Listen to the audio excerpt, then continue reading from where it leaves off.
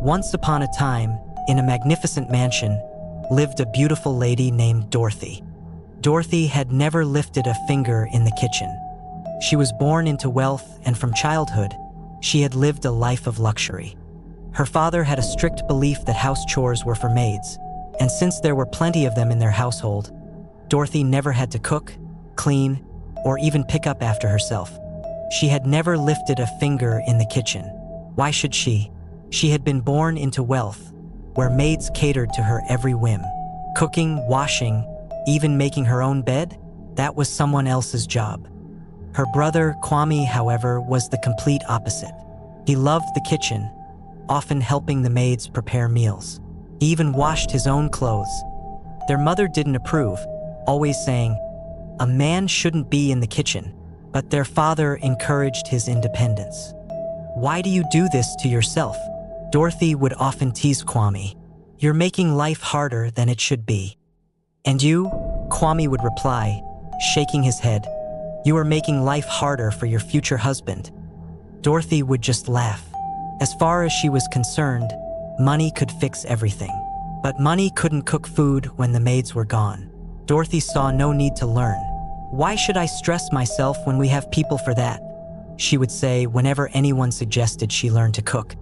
Even as she grew older, she remained adamant. Her mother occasionally warned her, "A woman who can't cook will struggle to find a husband, Dorothy. Men love good food." But Dorothy would simply roll her eyes. "I'll marry a man who loves me for me, not my cooking skills." One night, Dorothy returned home late from a party. She was exhausted, slightly tipsy, and starving. She strutted into the kitchen in her heels, only to find the place empty. No food was laid out on the dining table as she had expected. Frowning, she called out, "Linda, where's my food?" Silence. She walked into the maids' quarters, but the room was dark. Suddenly hit her, the maids had closed for the day. Dorothy groaned, rubbing her stomach.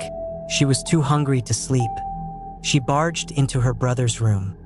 "Kwame, I need you to cook something for me." Kwame looked up from his laptop and raised an eyebrow. "Excuse me? You know how to cook?" "Of course not. Make me something to eat." Kwame chuckled. "You're joking, right?" Dorothy folded her arms. "Do I look like I'm joking?"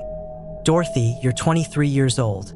You mean to tell me that in all your years of life, you never thought it would be useful to learn how to at least boil rice? Why should I, when I've always had someone to do it for me?" she shot back. Kwame shook his head, amused. "Sorry, sis.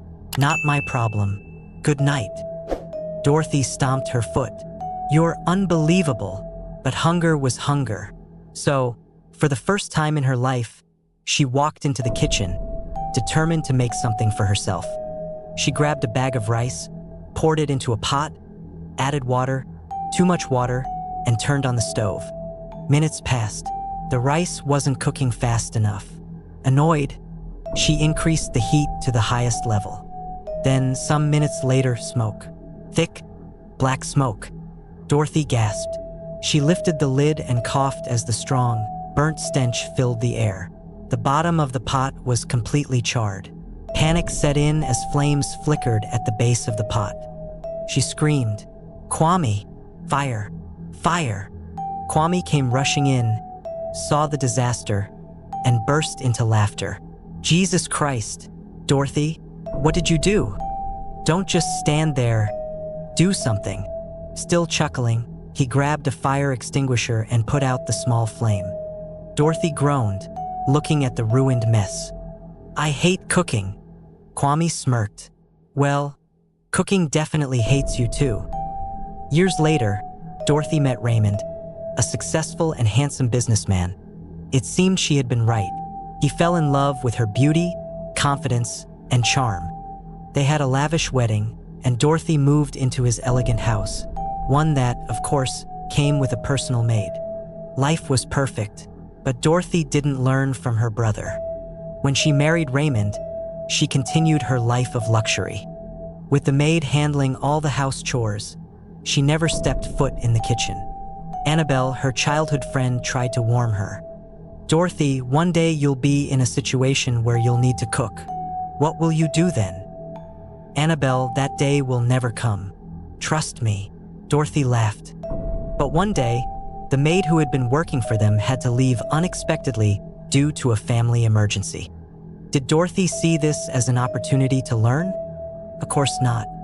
Instead, she stocked up on prepackaged meals.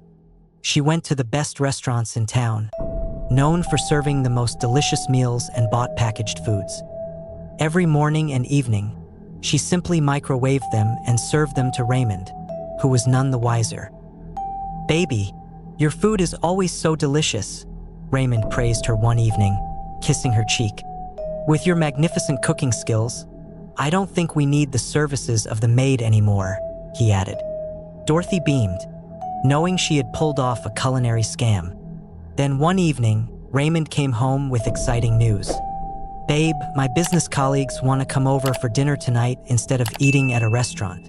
I told them my wife is an excellent cook and they all want to taste your food." Dorothy's heart dropped. "Wait, what?" "Yeah, they've heard so much about you and can't wait to try your cooking." Dorothy's smile froze. Her mind raced. "I'm doomed." She couldn't tell Raymond the truth now. Some few hours later, the guests arrived. Dorothy panicked in the kitchen. She had no clue where to begin. Okay, just stay calm," she muttered, pacing back and forth. She grabbed a chicken and stared at it. "Do I wash it first? Season it? Boil it?" She hesitated, then poured salt directly onto the raw chicken, thinking that would be enough. She cut onions into massive chunks and threw them into a pot of boiling oil, causing hot oil to splash everywhere. In her confusion, she added uncooked rice directly into the stew.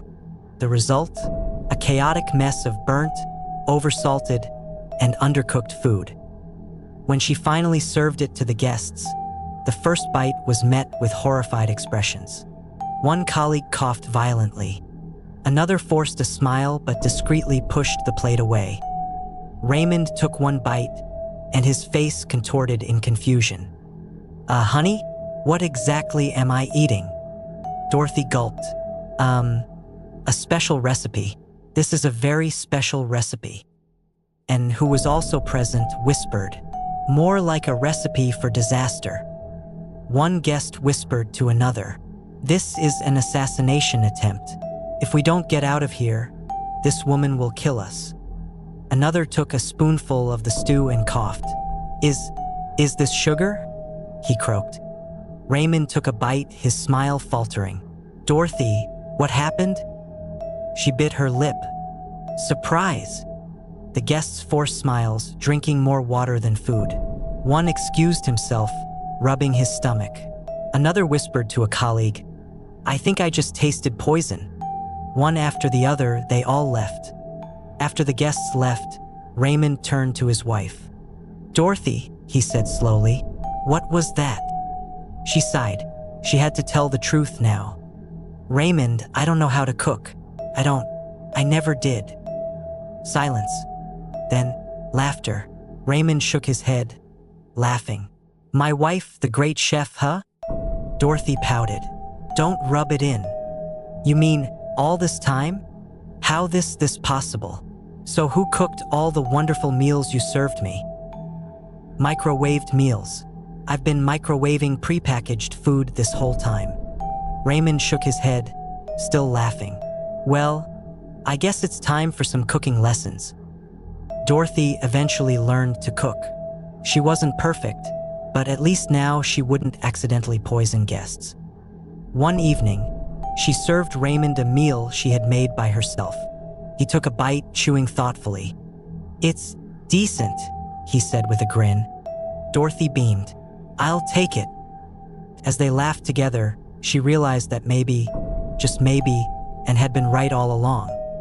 She spent time learning how to cook and proved to herself that she could do it. Thanks for watching this video. Don't forget to like, share, and subscribe to the channel for more interesting stories like this. God richly bless you. Catch you in the next video.